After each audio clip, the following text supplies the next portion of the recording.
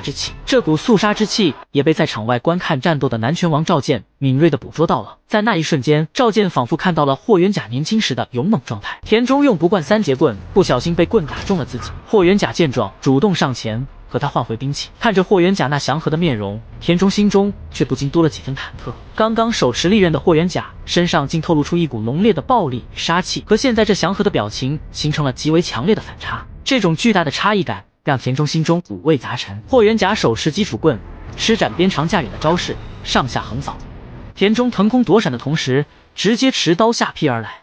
没想到田中直接左手上前抓住棍子，紧接着右手持刀直刺过来，逼得霍元甲只能回棍格挡。原来田中这一次的真正目的并不是攻击，而是要让自己的刀横穿在霍元甲的三节棍中央，他是想要削环断棍啊！果不其然，田中得手了，三节棍的铁环断裂。